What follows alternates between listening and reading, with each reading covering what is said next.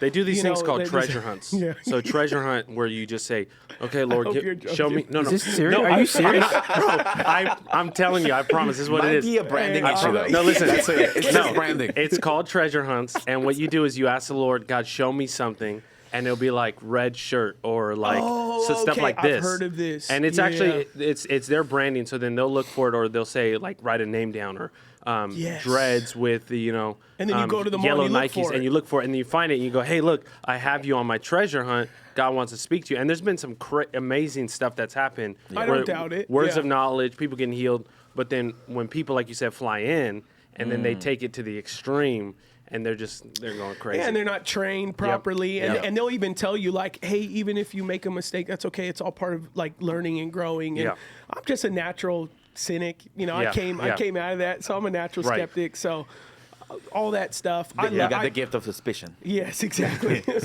The gift of skepticism. Stop there. So I'm all, Yeah. And I think, like you, like you're saying, Abe, is like I've seen abuse over the years, so you start it. I did a full 90-degree from 17 to 24. I was just full, cessationalist, no gifts ceased, all that stuff. But now I'm like, I'm more in the. I mean, I don't believe the gifts have ceased. I believe in the gifts, but I'm more of a skeptic with certain levels of prophecy and even deliverance. Even though I'm fully on board for deliverance ministry, For sure. Yeah, people can a get little weird more with like and everything always does get weird. That's what we like to do. That's the American way. Yeah, for sure. We love to full throttle everything. We extreme it on whatever way we want to go. I love it. Yo, what's up, everybody? Welcome to Beyond the Letter. What's we up? Here in the pod. We got one of our special homies, friends in the house. That's right. Pastor Abe Let's in go. the house. Honor to be here. Bro. Thank you guys for having me. Yeah. Are you kidding me? I was telling the guys, like, I watch this, right? All the videos. And when you're in it, you're just I'm at the spot. I'm in the place. This is it. So grateful to be here. You're welcome. You're welcome to hang anytime. That's right, It's always dude. fun having our friends. Yep. Pastor Abe pastors down in San Diego, church planner. Yes. You've done it gritty. You did it on your own. I mean, I'm sure people have helped Sure, you. yeah. But like, I mean, for the most part, you've done it. You did it on your own. You felt called to downtown San Diego, which is crazy unreached. People would have no idea. The outskirts of San Diego is booming with a lot of churches and all that. But that city life, no, not so much. Not for everybody. No. Yeah. But it's so funny. Every time there's a church plant in San Diego, it's a photo of downtown San Diego, but the church is in the burbs. It's 30, 40 minutes away. We're actually where every church That's like says they're us. at, that's where we we're are. like Patriot Rancho, and we have a picture of the Staples Center or something like that. It's the best. Whatever. Yeah, dude. But San Diego, it is. I mean, everyone says their city is like unchurched and unreached. And San Diego does have like a fame of being like a preacher's Except for graveyard. Franklin, Tennessee. Sure. It's not unchurched. Everyone's called to Tennessee right now. Everybody's going to Tennessee. San Diego's just not a bad city to be at. It's gorgeous. It's amazing. Yeah. But it's almost that works against the church culture because San Diego is so nice. There's so much to do. Yeah. People would just rather just live their lives. Not that they're doing anything that is crazy, but they're just, the comfort is what's killing their conviction. So they're just saying, why am I going to church? It's such a nice day. So, back in the day, I'd be like, man, the Chargers are playing. It would be a bad attendance day. Now I'm like, when it's a beautiful day, I'm like, dang, it's going to be a bad day at church. Because people would just rather be outside, but it's all good. No, it's true, man. We got, and we also have Sammy joining us back again. And Here I am. And Aaron in the house. Aaron spent many years living in San Diego. Yeah. Mira Mesa. Come on. For a long time, he pitched being a campus pastor down in San Diego. All right. Hey, the the miracle in Mira Mesa. Yeah, exactly. But you lived there, and he was like, one day, what was it? You're going to retire there or something like that? Eric and I want to retire in San Diego. It's the best Who city. does it? It's 100%. It's amazing. Whenever I travel outside of California and people are like, what's the best city in California? Yeah. And I'll tell them, I'll put it this way. Everyone in California wants to retire in San Diego. 100%. 100%. Nobody wants to leave California. When I you mean, unless you travel, get, I want to retire in Like, you're Corona like, Del oh, I Mar, hate the but school that's here or that's whatever. different though. It's just Yeah, it's a why little not? bit more pricey. But. Sure. Yeah. San Diego's the this year got the most expensive city in America. Yeah. And the funnest city in America. So it's got both. Oh, It's wow. really cool. And who's all moved there right now? I don't know. It's all the tech companies are starting to kind of set up again. Yeah, they're building Austin a whole and new San Diego. campus. They're building a whole new campus in downtown San Diego, and they're trying to, because we have a great tech program in San Diego State, but right after they moved to the Bay Area. And I said, we don't want to lose them. We want to train them and keep them. So they're creating spaces just for new startups. So the next 5 years, you're going to see kind of like what we're seeing in what we saw in the Bay Area. People are leaving San Francisco now because it's kind of wild. Yep. Yeah. So now they're going to San Diego. So it's going to be pretty cool. Yeah. Yeah, that's crazy. So your church planning now, how old is your church? We're 3 years old. We just had our 3-year anniversary. Congrats, bro. It was, That's thank you. And the cool thing with Abe is he's been in both the church planting space these last 3 years, but then was a part of one of the fastest growing churches also in California. Yep. Yes. For what? How many years? I mean, I was on staff for 15 years. Yeah. So he's kind of seen what's really cool with Abe is he's seen both sides. And then he went from, and I'll let him share, but from janitor to executive pastor. Is that true? Yes. Marrying the I love that story. pastor's daughter. Imagine like Aladdin, but like with Mexican. Exactly. With tacos. With tacos. Hey, it's Aladdin. Exactly. Aladino. Imagine Aladdin with no carpets. That's it. Put a Chevy instead of a carpet. And it's a carpet. It's a carpet company. That's what he had. He had a carpet company. Aladino coming in. A janitor. Yeah. Oh, man. 15 years. I mean, that church was fastest growing church in America. It was always in the top 5 for about 3 years straight. And it was wild. It was the fastest growing in one of the largest churches in California that was Latino led in that time. Yeah. Multi-ethnic, and it was a great ride. It was awesome. Yeah. And so for him to be able to see that side, and then also 3 years church planning right around COVID time too, wasn't it? Like it wasn't like you had a long runway where a lot of people want a longer runway, which is great, like Chandler and I. But you jumped in, and then you guys have been just thriving in downtown, actually in San Diego. We had a 6-month runway. Yeah. So we were on staff for 15 years at a church that's been around for 25 years. Okay. And then we transitioned. We can get into the story. Yeah. It's a lot. It's a lot of topics involved. So we can go in as deep as y'all want. But on the church planning end, we just started 2020. November 2020, we had our first kind of gathering. And obviously, I mean, online. 2020 was shut down. Yeah. Especially in California. Maybe not Franklin, but California was pretty shut down. California was wild. Still. Yeah. It's still. And we just met. It was 7 of us. Enoch, my friend, is one of them. 7 people around our dinner table. And we would just rent a studio and just record and just stream it. And then we started seeing what gave us the confidence was, I think the pandemic was like a great reset because we really started seeing, okay, I come from a mega church background. I was the executive pastor for the past 5 years and we were looking at numbers. So I lived in the numbers. But when the pandemic, here's the crazy thing. The church that I left, that I transitioned out of, and the new church plant with 7 people during the pandemic was getting the same amount of views. Wow. So you start thinking about it. Okay. Now that's an equalizer because what makes a church mega is just how many people you can get in a physical space on any day. But during the pandemic, it gave everybody an opportunity to say like, okay, everyone's listening, and now you get to pick and choose the culture that you vibe with, and that gave us, I think, what a lot of people might have seen as an opposition or a giant to slay for us was a booster. To say, hey, like, it don't matter what church you are, who is local church, nobody cared, nobody knew us, right? Yeah. But we were getting the same amount of views at all mega churches, and it was wild. Wow. You know, this brings context for me because you put a post out there on like I think 35 things I've learned as a church planter. Yeah. But it was so much wisdom in this, and I was like, he can't have been pastoring just 3 years and just put all that gold into one post. I didn't know that you were an executive pastor for 15 years. I didn't. Well, believe it or not, that. where I took you and Phil was to his conference where he was the exexitive pastor at in San Diego. No that was way. his church. Years ago. Yeah. That's crazy. When you This guys must had have Carl been- Lentz. Oh yeah. So this was a while back ago. Yeah. Probably 7 years ago. Phil had just been saved.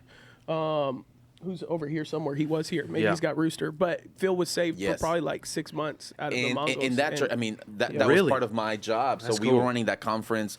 Carl Lentz, TD Jakes, you name it. Came through, and it was great. I mean, that was kind of like the hub, and I mean, I love that conference is coming up. We're going to be here with our crew. Oh, dope. Because I love how, I mean, post-pandemic, I mean, the conference scene is kind of it's not really happening. But I love that it's kind of coming back, and it's new spaces, new arenas, and I think it's needed. Yeah, absolutely. Which needed. You're talking about as a little, clip Patriot Conference. You're bringing the team up. Yes. And if you're in SoCal, you gotta come hang. Be fun. It's gonna be super fun. It's a family reunion, so definitely encourage anyone who's listening to pull up for it too. Yeah, for sure. Yeah. Man, so what has been? I'm sure there's so many layers to it. What has so far in 3 years been your hardest year? Was it your first year, second year, or has it been your third year that you feel like you've had the most uphill? I want to say there's layers to it, right? Because when the ministry was doing the best, got so much momentum, I was dealing with my trauma. Mm-hmm. So and there might be some correlation there to my brokenness creates space for the breakthroughs because I'm so vulnerable to the Holy Spirit because I'm so broken. Mm-hmm. Yeah. So I'm transitioning out of a church where it's been my home, and I mean, I grew up in the church, so the church, they're all my uncles and aunties, they're my cousins. Yeah. Even the ushers and the greeters. When you're part of a mega church, sometimes you don't know everybody's names, but every Sunday, that's your people. Right. Mm-hmm. You're like, oh, that's homeboy, that's bro. And And then you go from one day to the next, they're gone. Yeah. And in my heart, I'm in therapy, I'm grieving. Mm-hmm. And the hardest part was not just grieving the past. I was grieving the future that could have been. Mm-hmm. And that was something that for me was the greatest revelation. Why does it hurt so much? Yeah, it's people, they're always going to be there. Right. But what hurt the most was like, man, the dreams that we had, the hopes that we had. And unfortunately, it wasn't able to happen. But now, obviously, on the hindsight, you see it was God's plan all along. Mm-hmm. Yeah. And of course, you see momentum because I think it's a cheat code. For every church planner, I would say, I mean, not that it's necessary, but go serve at a church that is established. I love what you're doing. I love what a lot of people are doing. Mm-hmm. Go serve on staff. Go volunteer somewhere where they're like eons ahead of you. Yep. Because it's taught, but it's also caught. Yep. For sure. So when we started, people like yourself, thank you. I take it as a compliment. People are like, bro, like everything that you say and what you're doing is like it's the cheat codes. I've seen it done, and now I get to know. Eat the meat, spit the bones. I get to. I got to, my pastor was my hero. My spiritual father still is. And now I get to do, and people say, look, it comes with ease. It's like I've been doing this for a while. Mm-hmm. Yeah, for you, as like you process like the season you're in. One of the things, and again, if we ever talk about something, you need something cut, we could do it in the show. That's right. Because I'm not trying to pack too much, so I'm trying to dance. I know your story, so I'm trying to dance around the question I'm asking. But one of the things I heard from you probably about maybe 2 years ago, which like really gave me a profound respect for you, was you said, hey, basically what you said, and you could probably put better words if you remember what you said. Maybe you've said it a bunch of times, but you were like, hey, when I was in a mega church setting where it was all about just kind of the next big thing, next big conference, next big speaker, who what all the whole, what we see in TV of what, the kind of the negative side of a fast growing movement in church. One of the things you said is hey, the looser way you said, it created something in me. It kind of turned me into, I don't know if you use the word like jerk or just a different person, and you basically succumbed. Like what you were saying was, man, I succumbed to the not the sin of that, what we see on TV or whatever, but the arrogance, I guess, is what you were saying and filling it or whatever. You could put better words, but I'm just trying to give some flavor to like what impacted me, because that's kind of the feeling great. And you're like, leaving that, becoming a church planner, it was like, you were like, God just stripped all of that. Like, you're like, I went from being around this person, and then I'm like trying to raise $10, and I'm trying to, right. I'm trying to afford, and I was just like, dang, bro, like that just there's not too many people that would, even admit like, yeah, I kind of was like a jerk in some areas or whatever, and it's like, and then God just like, 100%. Man, God took me through a wilderness, and I come out, and it's just, and the person I know now, because I had met you back when you were the executive pastor, and there's a different glow, there's a different anointing. I feel like there's a different care that I was just like, oh, dude, the Abe, like, man, he's really dope. Like, but when you're in a system that's just like, and no one particularly always creates it. Sometimes they do, but sometimes it just, like, just speak on that. I just want to throw enough kind of keywords because if you're willing to unpack it a little bit. And I think it will help people. Yeah. And there's so much, and everything you're saying, it triggers in me like different lanes that we can go down. Yeah. But I would say this is like a blind spot for a lot of people that are working at incredible ministries. Yeah. There's nothing wrong with working at a mega church. There's nothing wrong with influence. It is God-given. But I believe that the spiritual dynamic, it's parallel to the natural, where I mean, anything in excess will lead you into a drunkenness. And success, platform, notoriety, followers in excess. Now, I would put this in the context of someone with substance abuse, right? If you're going, I don't know anybody's conviction. If you go to a spot where there are drinks, the drinks are there. It doesn't mean that you have to drink all of it at once. Anything in excess will it's not a challenge to down a whole bottle, right? Yeah. So when you are young, when you're immature, when you feel like you have something to prove, where your identity is caught up on what people say about you, and you don't know who you are, you try to drink it all fast. You try to get as many at bats on the platform. You give yourself as many spots as you want. I was the driver for everybody, so you always be in those conversations. But then you realize, like, you put on the act for so long that you don't even know who you are. Especially in those formative years, talking about like late teens and early 20s, even like younger 30s. You have become the persona so long for the majority of the amounts of your day that you don't know who the real Abe is. You don't know the real you because you never spend time with your own thoughts, with your own self, confronting your own issues, because the success of ministry sometimes gives you permission to fail in other areas. And that is where a lot of people then go into that private life, that secret life, and then that sin. So I fully repented, and I found how to plant a church. Humility. I'm not talking about false humility. We all know how to switch on false humility. Real humility. Praise the Lord, brother. It's a God requirement. So either you choose it or God will bring it on you one way or another. So now for every day of my life, I'm like, there's a couple of reasons why I could just take on pride and just be a show off, but I choose humility because if I don't choose it, God will choose it for me, and that hurts a little more. I think what's incredible too is like with humility and not too many people know, like I don't even know if you guys know this, but like you get some time with my dad every time he's in San Diego. And one of the first connections that you guys made, I forget how, but he called me and he was like, it was at our pastor's, right? Wasn't that the moment you met him? Was that it? When we had that pastor's retreat in Marina Del Rey? Yeah. So you guys exchanged info or something, and then he called me. He was like, hey, what's your read on Abe? Like, do you like, because my dad's been around the block too, and he's like, where's everybody's life at? He's like, I'm not spending my time with someone who ain't really about that pastor life, right? Sure.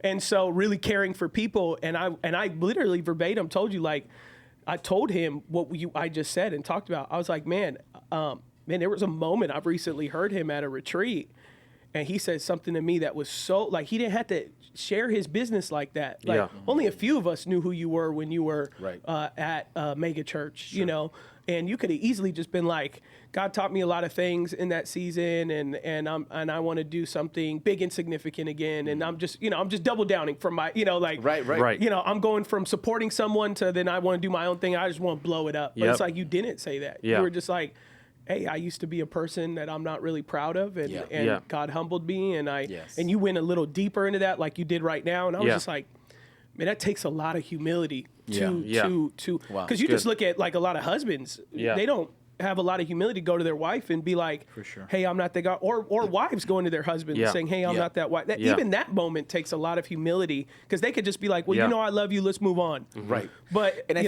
think people blur the lines between privacy and secrecy.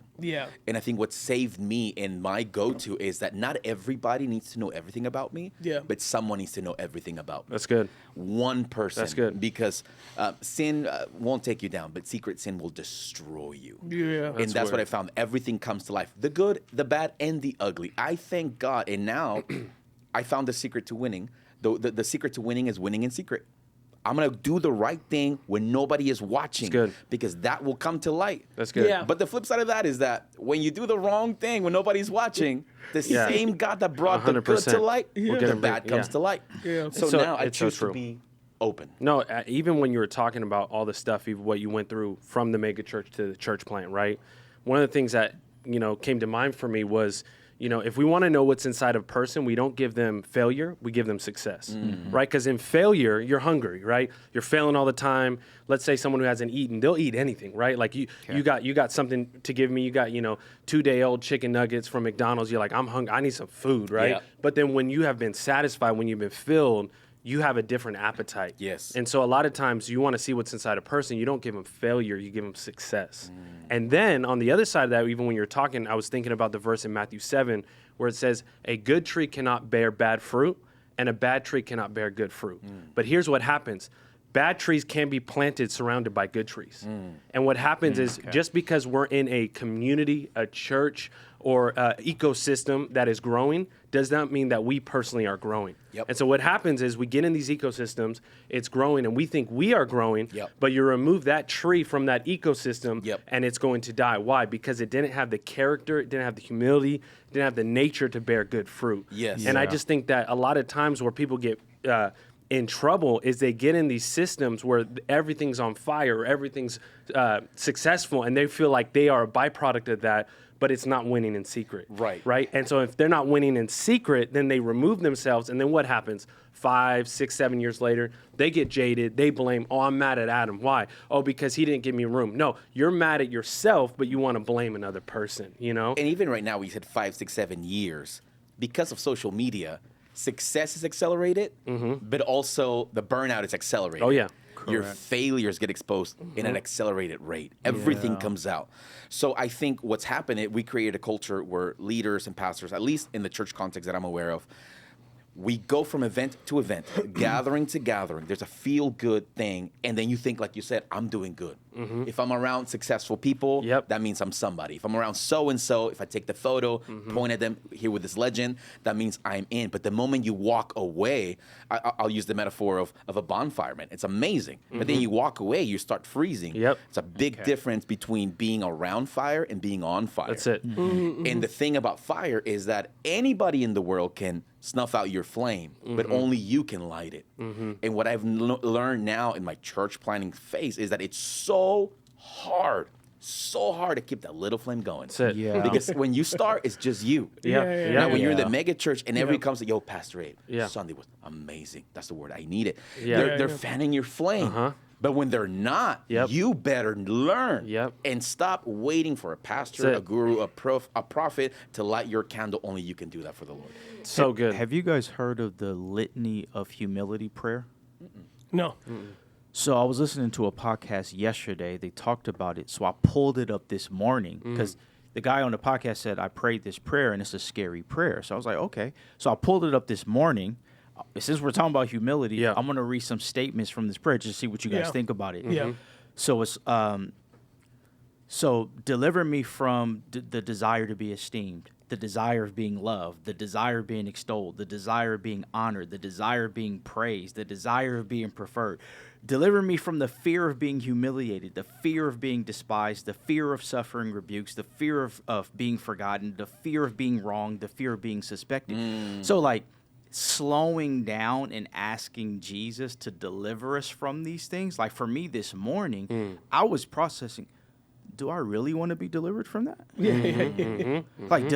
Like so am I signing up then to be forgotten? Am I signing up? So it's just interesting that we're talking about humility. And this morning, I'm just with myself and my thoughts. I'm saying these things out loud. Okay, which one do I need to like really zoom in on that I struggle with that gets in the way of humility? Because I love what you said about like God requires humility.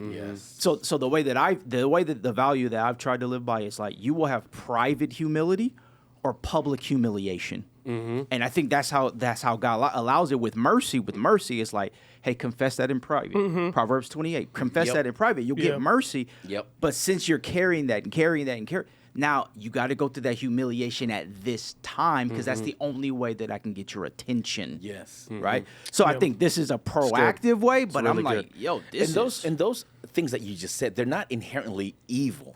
correct. Right? The devil did not create success. The devil did not create large churches. He cannot create, but he can distort something in our spirit in the process. So what I've learned is this: some people just have an anointing for success. Yeah, for sure. Some leaders just have a grace for multitudes. Everything they touch, and they don't try it. So it's not that you pray against the success. That success is not inherently toxic.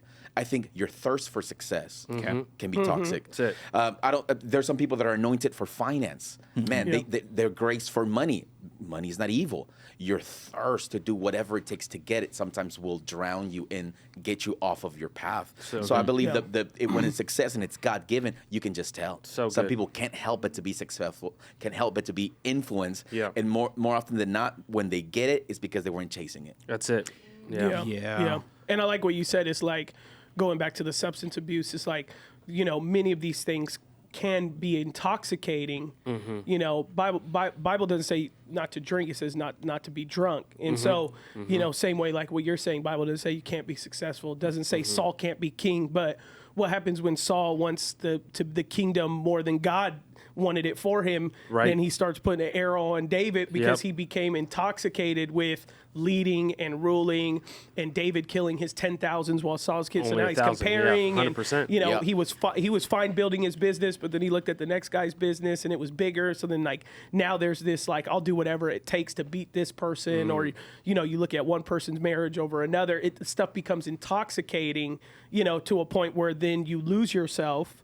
Maybe you started authentically at one point. Yeah. I think that's the question a lot of people ask all the time nowadays, especially in this world with, fallen leaders in the church world and stuff. One of the questions is always like, was this in them all the time? Totally. Was it, were they doing this always? Yeah. And it's like, for a lot of them, it's like, no. Yeah. They weren't. Yeah. It's not, It's good. maybe they've had some sin struggles their whole life or whatever, but in the sense of where we see it, it's like, they just actually started having some success, some power, some other things that led to it, 100%. and then it's like, and they got intoxicated by it, and they believe, and they believe the growth was them, right? So what happens is God gives it to us, and then we continue to give it back to God, but it comes to a moment where they're like, maybe the growth is happening because of me. Like you said, I love what you said, Adam, because the Bible says you are running well. Who hindered you from believing the truth?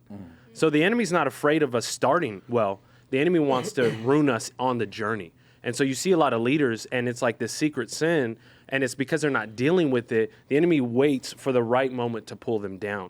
And so I love what you said about that, because I think it's just so true. It's like people aren't all starting wrong. Some people might be, but not everyone's starting wrong in any capacity, but they're believing in their own success, they're believing in their own lives, which then pulls them down. So how would we define false humility? Because I believe that there's so many people that think they're humble because they're running a play. Like you said, you could just be running a play for so many years, you don't know who you are. So let's just expose false humility. Yeah. That's good. And maybe to set the foundation, I love what Adam was saying about Saul. And Saul was king, and he saw great success. And at some point, he stepped out of his lane. And then David was anointed. He kept the crown but lost the call. Okay. So then here's the thing. Not all fallen leaders are falling publicly, but they're already fallen privately.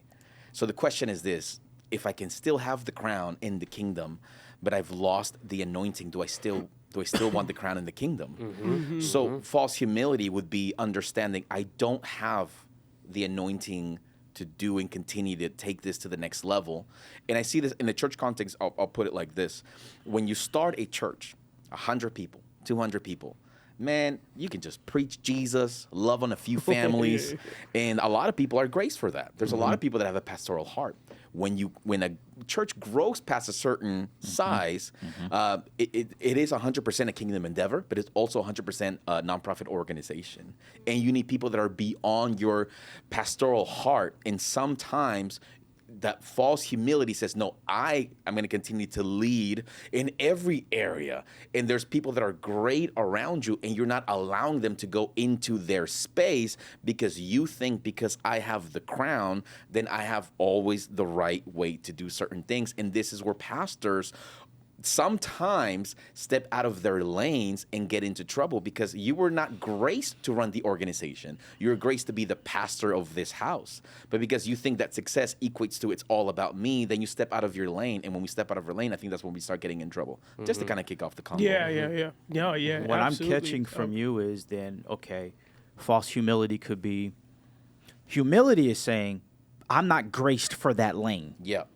False humility is, I'm going to run in that lane and just admit that, like, I'm not as fast as I want to be, and I'm getting better in that. No, that's just not your race. Right. Just run the 400. Don't run the marathon. Yeah. That's just not your race. It's a lack of self-awareness. So I want to sign up for every single race. I'm tired, and I'm okay with the results I'm getting over here because I still like the attention I'm getting from multiple lanes is what I'm catching from you. Yes. Because false humility makes you think that I am an endless source of fill in the blank. I'm an endless source of love. Therefore, I'm going to love my whole church, all thousands of them. And by the time I get home tonight, I'll probably have extra love for my wife. You probably won't. I'm going to be the most encouraging guy in our church. No one's going to out-encourage me wherever I go. And when I get home, I'm going to have encouragement for my children. Probably not. False humility tries to live off of a balance. Everyone's going to get something instead of priorities. Most pastors don't understand priorities. Priorities is not what you do most. It's what you do first. Yeah. When you are running an organization like this church, you're probably spending 40, 50 hours in the ministry. Now, balanced life would mean you would have to spend 51 hours with your wife for it to be balanced. No. The way my wife and I prioritize our time is like, babe, I'm going to have to go to work. We're building a church. I'm going to spend most of my time in meetings, in ministries, in conversations. But every Sunday night, she gets the first of my time. She said, babe, when do you want me? She said, okay, Thursday night, there's this movie. And Saturday morning, there's this coffee shop. So she just asked for 2 hours. And I'm giving the ministry 40. But she got the first 2 hours. And I think when you live a prioritized life and you is what you do first, then you realize everyone else can handle everything else because I'm handling my priorities. I think it starts with that. No, that's great. Yeah, Pastor Gerald Brooks, one of my mentors, he always says that. He says if you're trying to live a balanced life, then you're going to fail somebody at any given time. Someone's failing and something's failing at any given time. But he talks about that equity, that everything that you give, everything that you do at that time should get your best. Yes. You know? And so when it's your ministry, it should be, but some people try to operate, I'll talk with people in ministry and they're like, I'm going to forego this aspect of the ministry because my family comes first. And then it's like, I get what you're saying. I once talked to a young man who was like getting his a ministry degree, and it's his dream to be a youth pastor. And then he stepped down from serving in youth ministry because he said that his wife said that he's in school, he's working, like he's pursuing his dreams, a young man.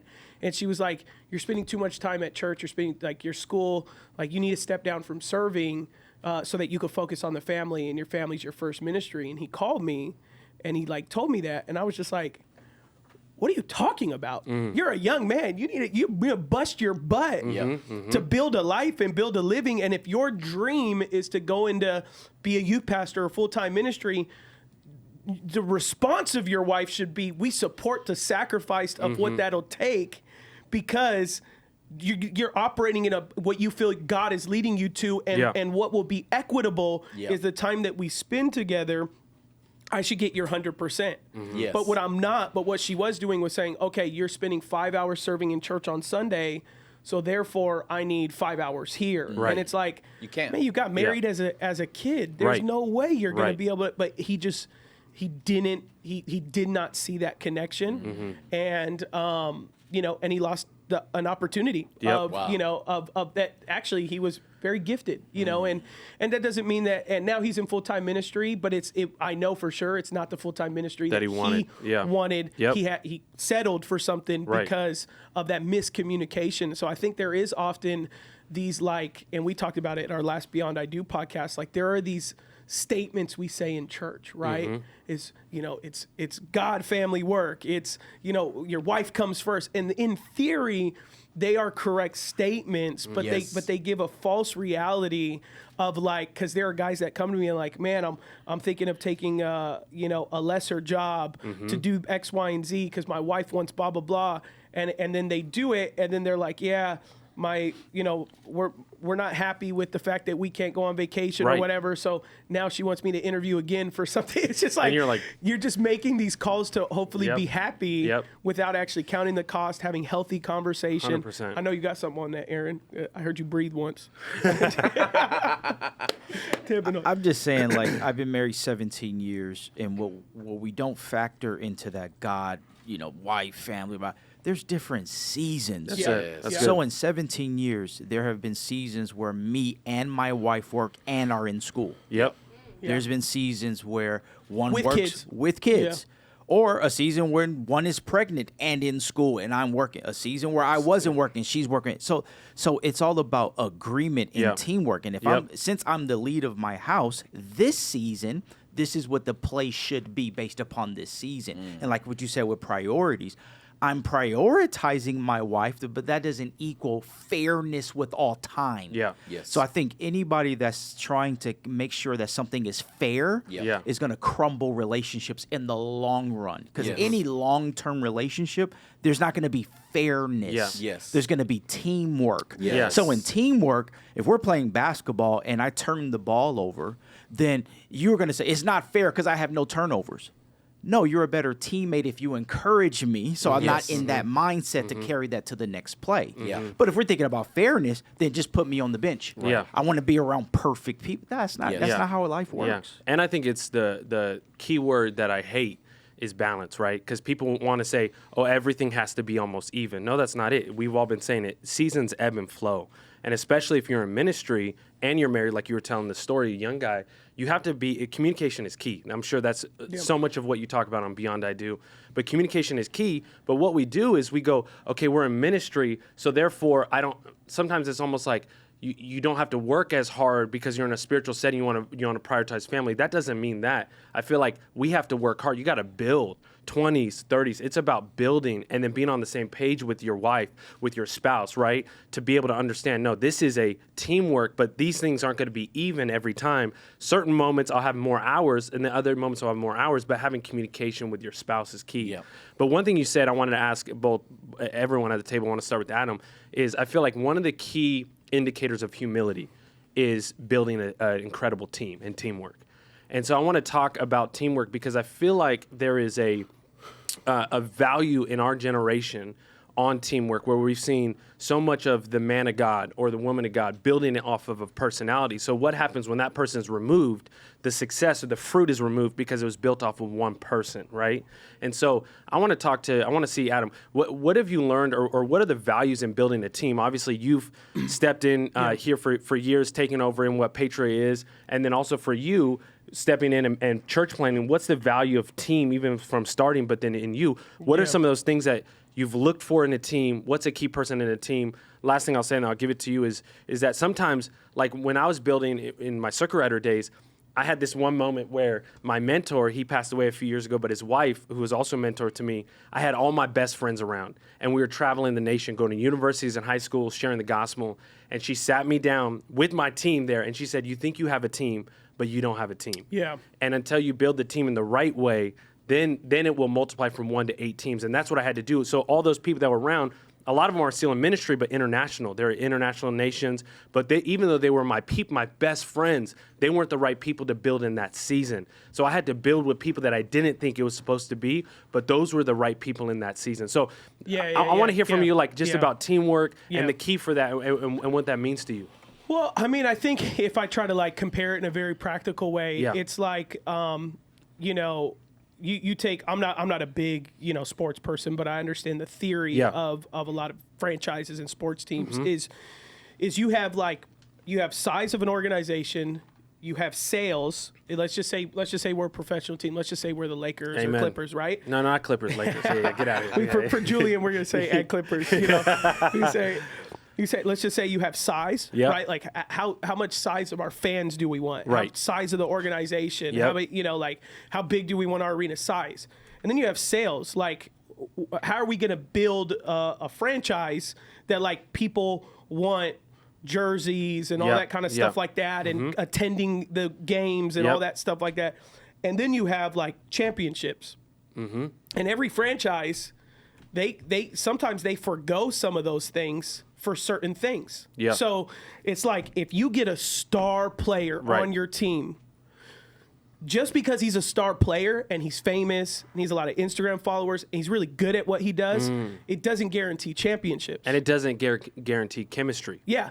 With the team. So most of the time, for most people to get championships, let's just say in basketball, it is rarely a one-man band. Rarely. It's always, I mean, that's why we always talk about Dream Team. That's always why you always talk about the years of Michael and Pippen, or you talk about years of Shaq and Kobe and Gasol and everything. Because what they're talking about is Kobe's names over the years greater? Yes. But if you ever talk about the greatest years for the Lakers, Kobe played all the way up until, he went home to be with the Lord. Yeah. But when you talk about his prime years, what are you talking about? When he was on a team. Yep. When the team was crushing it. And so, unfortunately, for a lot of leaders, they're okay with having a packed arena and having sales and being a star player because they don't care about championships. They don't care about a win. That's it. To them, it's just butts in seats. Yep. It's just like, and there are a lot of, if we take a ministry setting, there are a lot of ministries that are built around a star player. Yeah. But there's a couple things that happens if you build it around a star player. Number one, if he goes down, everything goes down. Number two, if he ages out, everyone ages out. Number three, if he retires, everybody retires. Because we're connected to LeBron. Yep, we're connected, the star.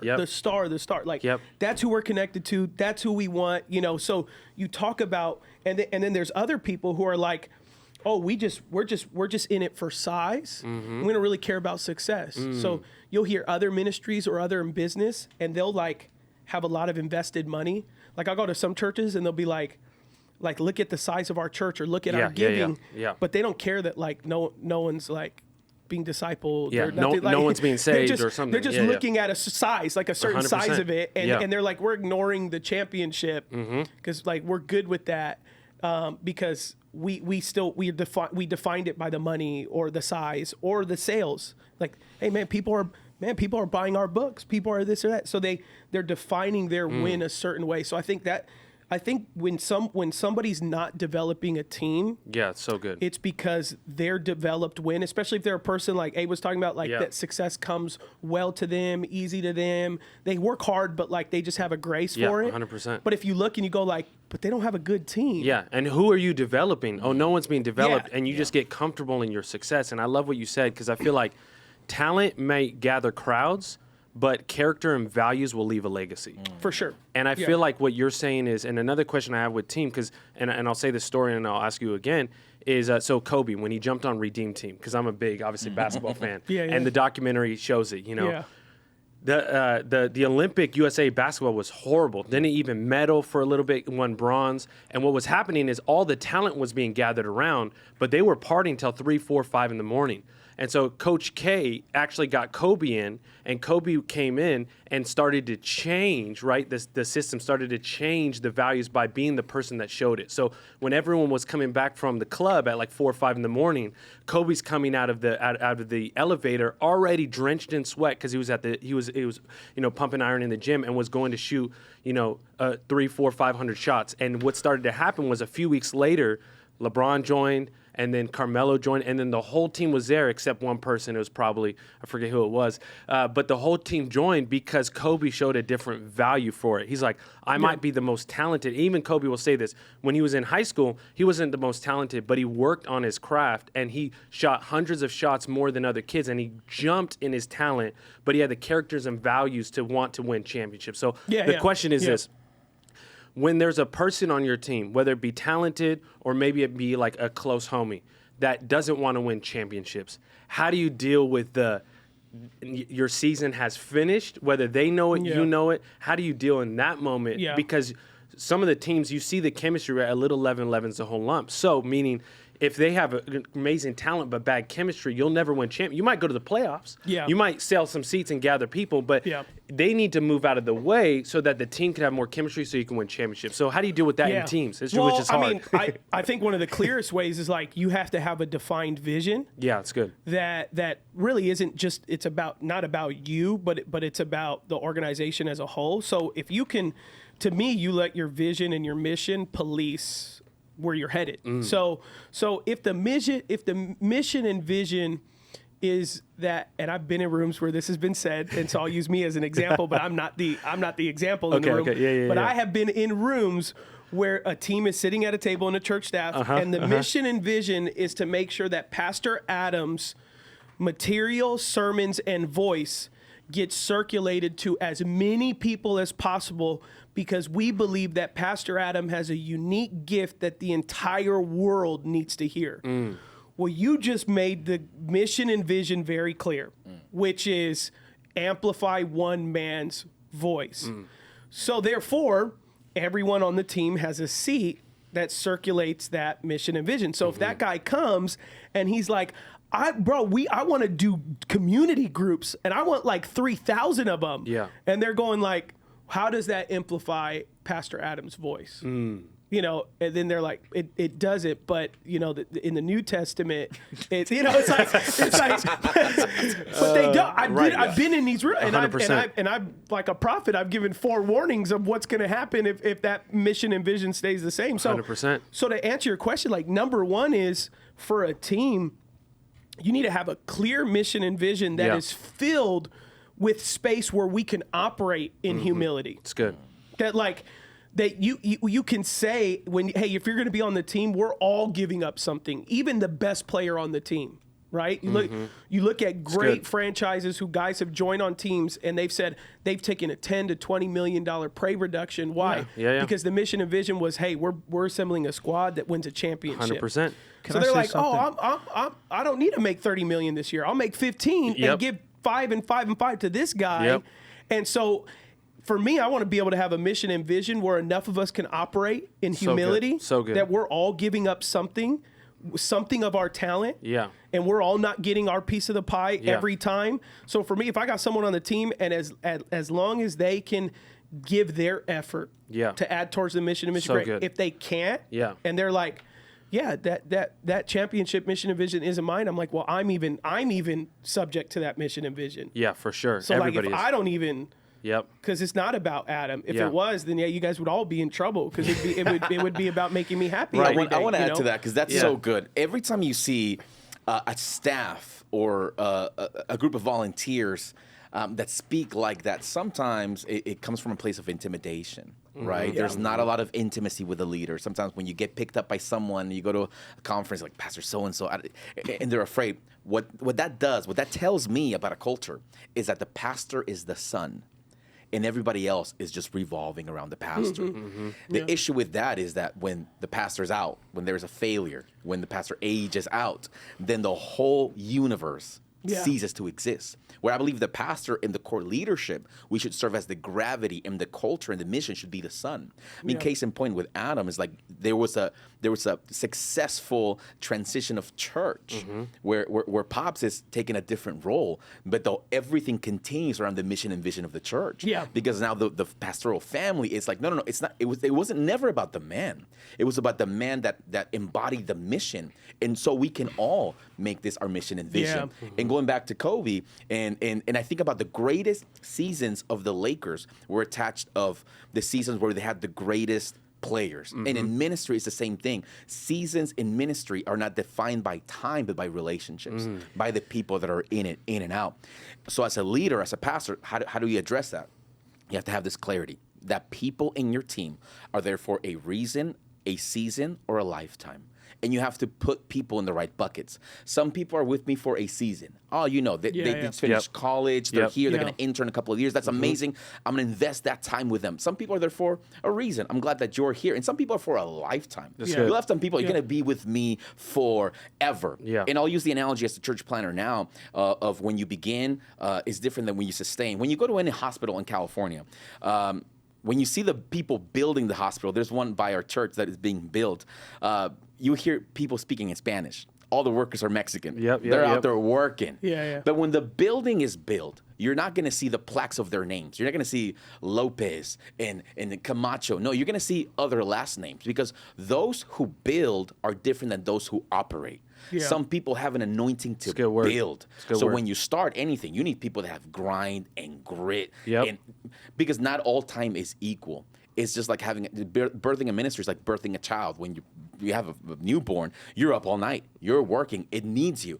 As the ministry, as the child grows and matures, it's self-sustained. So now you take a different role. Now the pastor is more of an example, an encourager, a speaker. So just to your point of what do you do when a culture is surrounding the leader that is careful? Do not become the son because you will not be able to have a church that has a mission that has legacy. It will die with you. But when the mission and the vision is the son and the pastors are the gravity, then you build a thriving culture. So good. What I was picturing when you were giving that definition of the vision and mission being clear, I'm picturing when the Lakers won championships and the entire team gets a ring. The entire team is at the parade. Right? So there are people. Even the practice squad. Even the rings, Even the water boy. Everybody does. I did not get any playing time. There's no reason for me to shower after this game. Right. I still get a ring. Now the crowd, Kobe. The crowd is going to just affirm what the crowd wants to affirm. But the team has to have a set of values if you're on this team, you matter and we all win together. So what I thought about when I was picturing that as a parade, and you gave that example of like, hey, the goal is making Kobe shine. Then what ends up happening is like, the people that are outside of Kobe, I'm not Kobe. I don't have purpose then. And if I don't have humility, then I got to do it myself. Because I think I am Kobe. If you give me playing time, so then I'm going to build my own gym. So instead of being in the lane that I'm supposed to be just to help the team win, what happens is some leaders do this. They make size and sales the championship. You may size, sales, championship 3 different buckets. Some people say, well, size is the championship. Not knowing that years from now, that's not going to be a championship. And if I get fooled to thinking that the championship is making you shine, if I'm not humble and I start getting more gifted because I'm a part of this organization, I want to shine too. And there's a saying that goes, I don't know who says it. I've always said it. I know I didn't create it, but I'm just going to say, Adam always says it. I just can't say who. I heard the bishop said this one. But Israel always wants a king, and that reflects people. So true. So people may want to celebrate Kobe. People may want to worship Kobe because he's gifted and he's talented and ESPN's talking about him. What it becomes an error is when Lakers management sits and they're like, hey, this is a golden goose. We could forsake the team. We could forsake getting good players on the team for a win because monetarily, to make Kobe a golden goose, it works for our pockets. It doesn't work for a win. Correct. It doesn't work for the team, and it doesn't work for the overall brand in the long run. But right now, in whatever year that is, right, people who are better at sports could probably name a person where an organization winning for the sake of milking a golden goose, a player, and it's just like they get all the money, they get all the time, they get all the effort, they get all, like the question with Ohtani and Dodgers, right? I don't know if I don't know enough about baseball if he's gonna give them a championship. I don't know today if Dodgers is a better team with Ohtani. What I do know is Dodgers is making stupid money right now with Ohtani on Japanese characters. It's crazy. I mean, I have never seen more Dodger merch in my life than when Ohtani joined. It's crazy. Now you can get some semblance, like you can have your cake and eat it too. You can see 3 of all. For sure. But at the end of the day, did they bring Ohtani on to make a lot of money in this season? Or did they bring Ohtani on to continue to win? I don't know enough baseball to know that answer, but that is the question, right? Probably money, and they're hoping for a championship. The crazy thing about Ohtani is he has the first 50-50 season, 50 home runs, 50 stolen bases, and he's almost at 66. So he's a crazy. I'm a Giants fan. But let's just say if he can, I'm a Giants fan, and I'm like watching Dodger games. You know what I mean? I'm like, I can't believe it. Ohtani is crazy. Like how many games in a season would a baseball have? Like 250 or something? I know it's a lot. It's like 140 or something. Yeah, 140. Okay, yeah. So let's just say last season before Ohtani came, they won 100 of 140. And then let's just say this season they win, I don't know, this is just an example. They win 40 of 100. But Dodgers made more money. It becomes wrong when the organization says, it's a win, guys. Right. Yes. We made more money. Right. We lost 100 more games. But we made more money. And that's a lot of times what will happen is in an organization or like a church setting, it'll be like, hey, there's no health in our church. Like nobody's being discipled. Nobody, but we had 1 million people buy this book of the pastor, or we had our song went viral. And you're telling people like, oh, size or sales, or like look at our money income, it's higher. But it's like, or look at our impact, and we're saying look how successful we are, and that success is a mask for the unhealth and the toxic behavior. And people are coming in and out, and they're getting hurt, and you're power tripping on people, and people are getting squeezed for the, I've seen church settings where they're having a guest speaker and they're sending their volunteers down the street because the water wasn't the right brand and blah blah blah. And so you're telling the church right away, like you as a person really doesn't matter. It's about feeding the machine, the mechanism, because they've missed the point. Yes. And your team ought to understand the point. Like at our church is seek the lost, teach the found, send the disciples. At any point you could be like, hey Adam, right now Beyond the Letter, where does Beyond the Letter fit in seek the lost, teach the found, send the disciples? I could tell you right away, it's seek the lost. 100%. It's a front door to faith. 100%. I can answer that. I could tell you why, and I could tell you why it doesn't say Beyond the Letter with Adam Mesa. Right. Because one day I may wake up and I may be like, hey guys, on my schedule, I can't do Beyond the Letter anymore. But my name's not on it. So, hey, squad, keep running with it. I'm out. And let's and we're going to keep the energy going. So good. And we're going to keep seeking the lost, because it's not contingent upon Adam's ability to seek the lost. And I think it's about the heart. Defining the win. I think like you just defined what is the win, what is the success. And I think as an organization, as a church, you need to be so clear in defining what the win is here. What is win at one church may not be a win at another. And you have to be vulnerable and mature enough to say, in this church, maybe it is about just amplifying the message of the pastor. Maybe in this church, it is about the sales of the worship team. And this would be that, because if you don't have an internal definition of success, you're going to have to be chasing external definitions of success.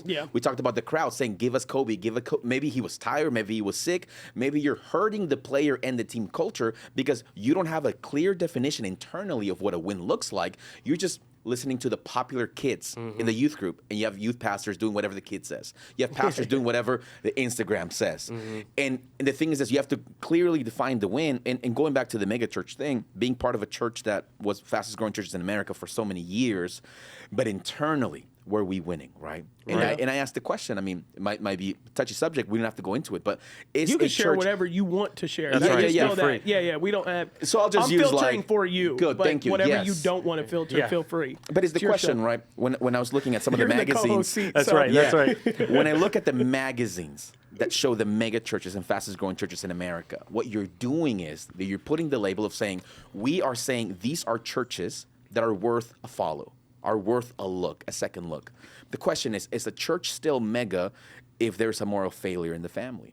Would you still, if you knew still put them out in the magazines. The question, the issue is that we're not asking deeper questions when we are putting certain pastors and preachers in churches on platforms. Yeah. So we have to define then what is the win in the kingdom. And I think it is everyone needs to figure out what their win is for their 100%. Church and be clear about it. And I think part of it, what you're talking about too, is, and I think I've said this before on a podcast, but I'll say it again, is that so much of the time we let the vision lead, right? And so we see someone else and we go, okay, I want what that person has, right? I want to be like we talked about Kobe. But we're not asking the question from the Lord. We're not asking God, what is the grace you've called me to carry? And so we allow growth and success and whatever that definition is to be the thing that leads us versus saying, okay, God, what's the grace I'm supposed to carry? So back to the basketball analogy. If you had 5 Kobes on one team, no one would pass the ball. Like even Phil Jackson, the Zen coach, this guy's crazy. He was telling Kobe, you got to trust your teammates even when they miss. And he'll pass them the ball, they'll miss a shot, and he won't pass it for the rest of the game. And he had to grow in his understanding to trust his teammates even when they miss. And so championships happen on the Lakers, again, big Laker fan, because Derek Fisher hit that 0.3 second shot against the Spurs and won that game. Big shot Bob hit that 3 over the Kings. I was living in Sacramento at the time, and it was amazing. I was the only guy with the Lakers shirt, and he hit that big shot. Kobe didn't hit it. Shaq didn't hit it. It was 2 role players. And so I think in the team-wise, knowing the role players, knowing who is on your team and knowing what role you play for the team. And you said something profound. As you were talking about, we're coming together for the values, for the vision, for all these different things, but we're all almost like sacrificing some. And I feel like part of the importance of building strong, powerful teams is collaboration. And one of the definitions we have for collaboration is different gifts equals sacrifice.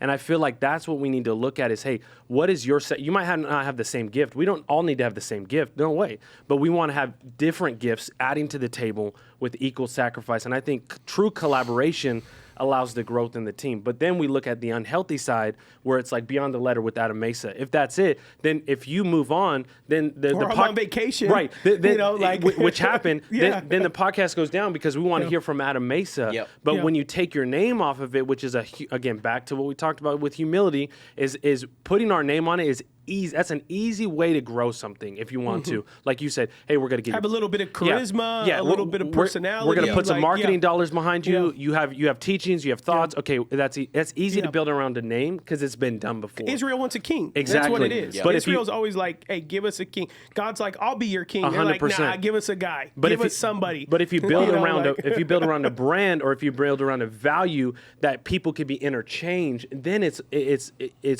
able to be multiplied and people are able to catch it. If people tune in Beyond the Letter with Adam Mesa, there's only a certain level they could hit to. But when they see Beyond the Letter with different rotating guests, like, man, I see myself in that person. Yes. So I think it's huge. It gives people permissions to be themselves when you celebrate the diversity. And I think every single person, I believe, has been giving such a gift that is so unique. We have all been called to innovate in ministry. Innovate in the church world, but there's steps to it. It's imitate, then emulate, and then innovate. What happens, a lot of pastors get stuck in the imitate. Like, I see what Adam's doing. I'm going to do my own podcast with the same thing and the same conference and the same thing. But that's not your grace. That's Adam's grace. It's okay to imitate because there's might be some good handles, but then emulate. At first, you'd be like, oh, you sound like Pastor Adam. Oh, I've heard him say that. Oh, that's great. That's great. And then it goes to emulate. Oh, you remind me of Adam. Oh, it's the same kind of vibe. Oh, you're going to be like, oh, that's my guy. And then eventually they won't say that. They'll be like, yo, Abe's got his own thing. Now you're innovating. But to innovate, you got to get under something. You got to get next to it. And then you can leap forward. But no one skips the process. You have to be okay with being part of the team. And then you can shine through it. There's 2 things. One, people get stuck imitating. And other people just too far out, trying to do something completely different, rage against the machine, it doesn't work out. You got to be in the process. Lakers have this past success that gave them this huge budget to say, hey, we can win if we just get the best talent. 2004, Gary Payton, Karl Malone, Kobe Bryant. So they have all this talent, and they still lose because they didn't have the same goal for what it takes from you for the championship. Some of the players are going in it, and they're like, I'm scoring. I'm going to build my resume. So, I'll join the Lakers, and I may even take a pay reduction, but I'm still getting my 100%. fame because I got my contracts on the side. I got my And if it don't work out here, I still want to have value on my stat chart to be able to blah blah blah blah blah. And that's what's tough for a lot of people is because some people sometimes join a team because they have an inroad in mind that's not the mission and vision. That's it. And so they're like, oh yeah, I'll sit in the passenger seat a little bit. I'll be in the back seat if you want me to. But on game days, like even if I can pass the ball for someone else to get the point and us actually win, that's not going to happen because I have a next, and I'm trying to get hired or start my own thing or do my own thing. And so it's like at the end of the day, I'm going to still take that credit. And like for me, one of the dopest things that my dad ever did that I mean, I think if people say like, why is Patriot where it's at still, even on transition? Because some of our stuff is contrary to all the statistics, everything they say is supposed to happen in transition. And I think a lot of it is his ability to remove himself out of the picture early on, because we were kind of a part of a historic black church, and kind of in a lot of the historic black churches, there is one guy. Like there's the bishop, there's the pastor. You think of all the historic black churches in LA, right? Yep. All of them, for the most part now, all of those very famous black churches in LA, almost all of them, those pastors who have been very famous have now retired. Yep. And their churches are just like, I mean, you're talking about these buildings that seat thousands upon thousands at some time, at some point, like in the 70s and the 80s and the 90s, you know, like you're talking 20,000 people on a weekend, 23,000 people. And a lot of these churches would be lucky to have 400 on a Sunday, lucky to have 800. I mean, you're talking about in 20 years, you're going to go from 23,000 on a Sunday, 23,000 people connected to 1,000 people in 20 years. When you got like there's a whole generation still around, but part of it is that leader, it was really always a one-man band. For a lot of those churches, it's just we play to Sunday. And on Sunday, we play towards the worship moment and then that preacher. And that preacher's going to spend an hour and 20 minutes just going off. And they're going to pop off. And if the next person doesn't either match their charisma or match their aura, their gravity, then what's going to happen is they're going to be drop off. And so like we kind of saw that. Me and my dad would talk, and he was on television for many years. He had a TV show and like a ministry television show, and it reached a lot of people. Up to 500,000 to 1 million people a month. Wow. Locally in all of Southern California. And we started transitioning a little over 7 years ago. And then about a year into the transition, we're sitting with, when you have a media television show, you have all these like representatives that are like, they're media buyers. So they present you all these things and say, to go on ABC at this time, each minute costs this much. There's like a whole process, right? And I ran his TV show. So we would look at that. And so, but the thing is, all the money, like the minutes he's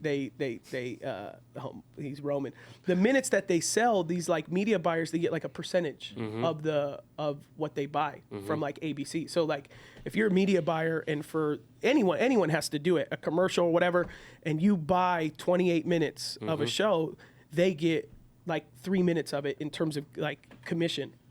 So it works to their advantage to want to get you on the best times, and it's definitely works in their advantage that if Diego Mesa has a TV show and he's retiring, that his son Adam Mesa has a TV show. Right. That works to their advantage. 100%. And so they're like pitching this like dual, like, okay, like you guys on your Sunday, like you'll do these like co-teaching things, and then we'll slowly we'll have Adam do the altar call on the show every week, and then it's going to be real with Diego and Adam Mesa, and they're like doing all these pitches, right? Which that was a grace that God called my dad to. Not even to make my dad's name great. He approached it with a lot of humility. We never even asked for $1 on that TV show, so it was not televangelist stuff. It was purely preach altar call. So, which, hey, man, it's in line with our vision to seek the lost. 100%. Yes. So my dad sits with me about a year into our transition. He's like, hey, so we've been sitting with the media buyers and blah, blah, blah. And like, is this in your heart? Like when you take over in really at that time, it was like 8 years because we had a longer transition. He's like, when you take over in 8 years, would you find yourself like, are you going to have real with Adam Mesa? And I said, no, it's not in my heart. You know, I I do social media, I do all that. Like, I don't feel led to be on ABC at 8 a.m. on Sunday morning. It's just, that's not what I feel like my grace is for. That's not what I feel my call is for. And he goes, okay, well, because their thing was like, oh, starting in 2022, we'll start adding Adam in the show. And then when he takes over in 2026 He'll or whatever, fully take over. So they had this whole plan that they were trying to get ahead of. And when I told him, hey, I don't think, he goes, okay, well, I'm going to set a meeting next week and I'm going to tell them by next year I don't want to be on television anymore. Wow. And I was like, that's crazy. Wow. You don't, and I was like, wait, we don't have to do that. Yeah. I go, Dad, we got like 7 years. And he goes, no, if it's not in your heart, if you're not going to, you don't want to carry that torch. He goes, then I'm going to sunset it now. And he goes, because I don't want you to think that you have to fill in my shoe when that day comes. I'd rather, while I'm still in charge, just sunset it and it be my decision instead of Adam's taking over and he's sunsetting the media ministry. I'll sunset it. Wow. And I was just like, that's a humility move right there. I was going to say that. Because I was like, no, we don't, like, we have all these people and he's like, oh, no. Yeah. It's not, and if you stepped into that, let's just say, you probably wouldn't have room for Beyond the Letter. Yeah. No, you probably none wouldn't of have that Beyond stuff would have happened. all It's this an stuff animal that you're creating in the new, but for your dad as the founder, right? And a lot of times what happens is these founders want to have whatever they create carry on, right? Because that's what you want. Yeah, but the way that they created exactly. it. But what your dad was able to see, even though he was, anointed from the Lord to lead this, he didn't take the position that Saul did where he wanted his stuff to carry on. It says, let God increase and you decrease. Your dad was like, no, let me do it now to take away the pressure from you. Because you know what your dad could have done? Your dad could have been like, okay, let me carry it on, and with a hope that you carry it on. But he was like, no, I want to reach people. I want to seek the lost, right? I want to see people taught with the gospel. I want to see disciples made. I want to see this actually happen. And so whatever it looks like, this was my season, but I want to sunset it so you're free to create. Which is I see the humility in Adam in that moment. 100%. Not just with Pastor Diego, because I think that's the exposure of false humility. Your dad said, "Is that in your heart?" So you have an opportunity for TV, or calling to do what God's called me to do. The humble route is calling. The false humility is opportunity. Yeah. Right? Yeah. So you have to have the courage to say, nah, that's not in my heart. Good. And the reality of like, should it be in my heart? My dad has given this to me. So the humble road is like, I'm going to do what I believe is in my heart that God's called me to do. Yeah. And to the point where I'll say no to opportunities I don't think I have a grace for. Yeah. Hence, now we have Beyond the Letter, which you have space for because you believe God's called you to that. And what's crazy is like, if you could create a chain of a team, right? Because in that moment, he and I were being a team, right? It was all about the vision, seek the lost. It's like, so really what was in his heart was, as he does this reach, he wants to see people, come to Christ. And there were elements of that. And he also wanted people to like, they'll come and visit our church and want to hear about the impact of the ministry. And so we had these like separate first-time visitor gifts where if you came from seeing the show, like you would get like a real, because the show was called Real. So it was like, you would get a real mug. So like if you came to visit the church as like regular, there would be like an abundant living gift. But if you were like, oh, I came from the TV show, you'd get this like special gift, which was like a welcome letter from my dad and all this stuff like that. Well, we would get like maybe 2 visitors a month from that, talking about 500,000 to 1 million people watching this show, according to the television numbers, and they'd be inflating, but still it's like, that's about how many. So at our church, we're getting like 2 visitors a month referencing this thing. So I'd be in these meetings because I was over the show and he'd be like, hey, how many people called for salvation? And I'd be like, oh, okay. I mean, like, this month, like 200, but 500,000 to 1 million people, that's like less than a percent of a percent, right? So I'm like, yeah, like maybe like 100, 200, or this weekend, 10, and then he'd be like, oh, how many visitors did we have? And I'd be like, oh, we had like 2. And he'd be like, for some people, they'd be like, man, I don't care about that. How many people are watching me? 100%. How many people are listening to me? But for him, he had humility of wanting to go deeper because he had a vision to seek the lost. Yeah, but for him now, like he loves what we're doing with Beyond the Letter and Beyond I Do, because for him, it's a fulfillment of what he always wanted. Yes. He never wanted personal growth and never thought his voice was this like voice that everyone needed to listen to. It was this heart that he would be on at 11 p.m., midnight, 1 a.m. And we would like do really raw stuff to try to reach people who are like up at 1 a.m., you know? And so that was his heart. I want to reach people far from Jesus, blah, blah, blah. So now, like, 1 in every 4 first-time visitors in our church references these podcasts. Crazy. As a first connection. Yeah. So we went from like 2 a month to literally like 200 a month are saying, oh, how'd you hear about us? Oh, a friend sent me a podcast and I heard the team and I was like, oh man, I really should get back in church. And so, That's you know, good. my friend told, so it's like, it went from that. And then we meet people every week who are like, oh, how'd you come to faith? Oh, I watched the podcast, really starting to get, so then I jumped into a sermon and then a sermon led me to Christ. And then it's like, so everything he dreamed of that he humbly built a foundation for that could go further, that wasn't just like his name on it. And he was willing to sunset that, but still keep the so for me as his son, I could be like, oh, I get your vision. Your vision, I get what you seek the lost. So good. So now I'm processing as a team member. So good. If I'm ever going to do something, it can't be for Adam's sake. Right. It has to be for the vision that this guy brought me on the team to fulfill, So good. that he believes God gave him a mandate for. And I always tell people who join our team, I'm not the number 1 guy at this church.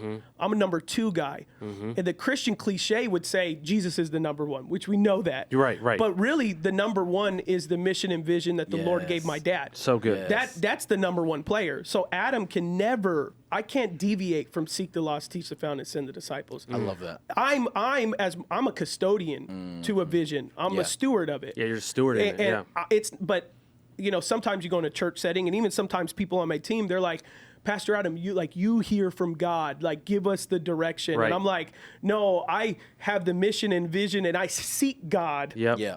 for Him to give me direction on wisdom. But the vision's been laid. I'm not going to God and going, God, give me new vision. So good. And that's just a play on words. Like Yeah. he could be I want to giving me speak vision, on that but because you know, I'm so inspired because there's everybody. Succession was a hot topic. Yeah. Succession was a hot topic because there's a generational transition. Yeah. A lot of the senior leaders of mega churches, they're kind of at that age, 50, 60, and you see the sons. Yes. But what I love is that here's the thing about the successful succession is that an unsuccessful succession looks like a king transitioning to a prince. When the church is a kingdom, when the church is a king passing on a crown, what that tells everybody is like there's only one. Only Adam will take this, and it's the Adam show now. And there's an arrogance that comes through that. Yeah. But you don't walk around with the arrogance of a son. You walk with the humility of a steward. And I think you gave the language to that.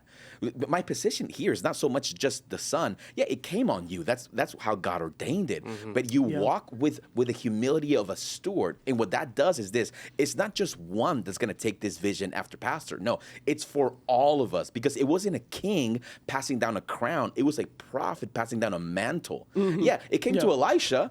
But there was a school of prophets that were learning. They were nearby watching them do everything. Only one caught the mantle. We need one leader in the church. But successful succession looks not like a king passing down a crown, but a prophet releasing a mantle. And now I see it because beyond the letter, I see the squad. When I look at the social media of Patria, it's not just pastor, it's everyone. And you're open because you're saying, I am a steward. I'm not here because I'm the son. I happen to be the son. But I'm here because I am the chief steward of the mission and vision. And that is successful succession. Yeah. So true. Yeah. I mean, absolutely. And it takes, going back to your thing, like the only way you could do that is like it takes humility. Yes.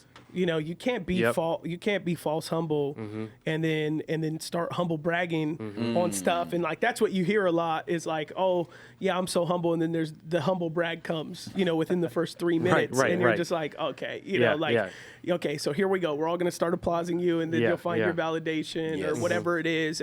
But like real humility is like, what am I giving up to serve something? What are we all sacrificing to serve? Not a group of people sacrificing for one person. Yeah. You know, and that's a lot of times how it is, even in unhealthy non-church organizations. Like we're all you hear it all the time. Like there's like a a saying of like, like a boss who comes on a yard and he has like a Ferrari or something like that. And then he's like, great job, guys. I'm trying to get another one by next year. So keep working hard, Yeah, exactly. And it's this idea of like, hey, you all keep sacrificing for the sake of like me to keep leveling up, not for us to level up, not for us to go somewhere. It's like, you will always stay the same. Yes. And that one person will just always elevate, will always go. Like, the church may grow, the senior pastor may grow, or the senior leader may grow, but like everyone else is still in the same space they always were, right? They're in the same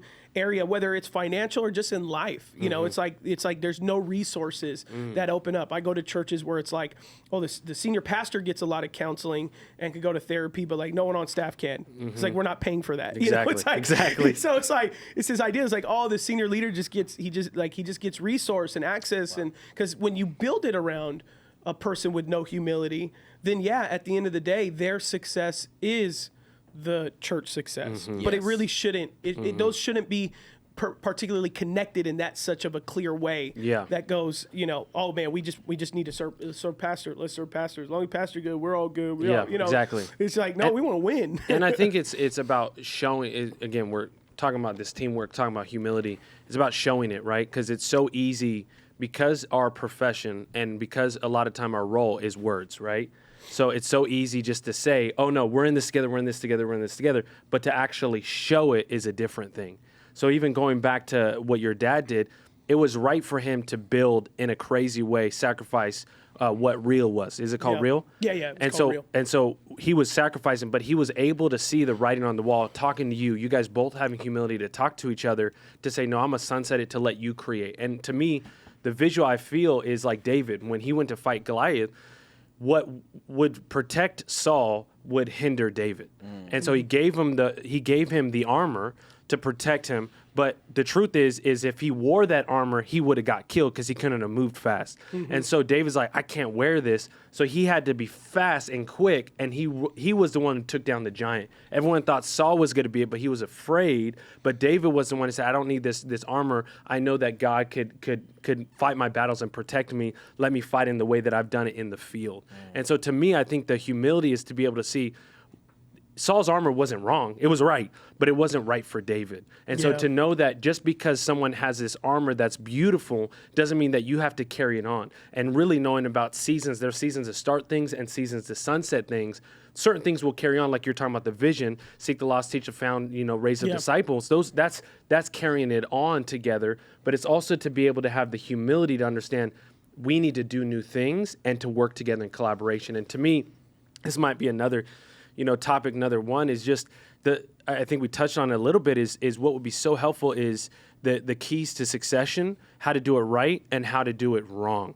Because the truth is we're in the next 5 to 10 years that it's transition not only in church leadership, but leadership in general. And so we really need or $10 trillion or something like that over the next 10 years. Something is crazy. Be passed down. And so we need to know a lot of times people haven't invested into their team, so they want to outsource. And that's not wrong. You could totally outsource, but that doesn't always work. If we could build a team in the right way, and so that's why I love your story. There's a few others that I've heard where it's an 8-year transition, right? Yeah. It took time to do it, but your dad and you were meticulous into doing it the right way so the team would transition. And any transition, there's going to be a little bit of, like it's going to be a little bumpy. It's going to be a little bit of turbulence. Yeah, that turbulence. That's the word I was looking for. But understanding that, hey, in the turbulence, we're getting somewhere where we're going. And so, again, to me, I just was thinking of, even as people were listening, on this podcast today, we're thinking of teamwork. 5 things that came to mind was you need to have the right communication, right? You need to have this value and defining what is championships, right? What is championships for your team? You need to have collaboration, which is, again, knowing that you have to have different gifts, equal sacrifice, right? You have to have connection, right? And you have to run after, catalyzing wherever you're going to go into. And I think if you carry those things out, those aren't the only 5 things, but if you're able to define those, then you're able to truly walk in a team. And I think what encompasses it, which we talked about from the beginning, is that humility. And to be like, I want to learn from each other, I want to learn from you. But what you said, Adam, is you're like, I'm on this ship. I have a role as captain, but you need to carry. I'm that number 2. You're not saying that in a fake way because we all know you. You're actually saying, no, I am actually number 2. I'm not the main person. You need to be on board with the vision. And if you're not, then this isn't the right space for you. And that's love and true humility. Yeah, for sure. Yeah. Man, y'all. Well, hey, bro. Thanks for making a drive. You came from San Diego to hang out, bro. Let's go. Thank you. It's short notice. We messaged yesterday. Absolutely. I heard the other Abe dropped out. I'm like, Abe number 2's here, I guess. Listen. Texas Abe. Listen, we said Abe, but the Lord knew it was the right Abe that needed to be here. Yeah. The Lord knew. But I love the podcast. I love this. I tune in. I feel like I see y'all, like we hang out all the time because I just watch y'all. So I'm like, yeah, I know what y'all talking about. But thanks for being here. I'm honored, and I'm so pumped for conference. Bring the crew up here. It's gonna be a great time. Amazing. Excellent. Man, well, I appreciate you guys so much. If anyone, if you know anyone down in the San Diego, have them look up. What's the Instagram handle and the website? Is it Local SD? Church SD. Local Church SD. You'll find us. Local Church SD, downtown San Diego. Not too many churches in downtown. And so you guys are really, making a dope impact in a space that not a lot of people are. And it's just been great to see that. Like, I know you've been grinding, and what it seems like online and other things that you guys are doing, it's like it seems like you're kind of hitting a little pocket, seeing God move. And I know how much of an uphill battle that was. Like when you go to a space that's uncharted, that property owners aren't familiar with, churches come in. Like you could go to a suburb and people be like, "Oh, you're Christian? Oh, great, I love it. Come on, I'll give it to you for $12." It's like, but when you go in an inner city or a city and they're not used to churches, they're not used to believers. They're just like, here's the rate, here's this, here's that. Everything's transactional. Yeah. So for you guys to go in and love a city and just see God move is like really dope. Thank you, man. It means a lot. Appreciate you. Absolutely. So, man, check it out. People in San Diego, let them know. Man, thanks for hanging, bro. Awesome. God bless y'all. Peace out. Love you, bro. Peace. Bye.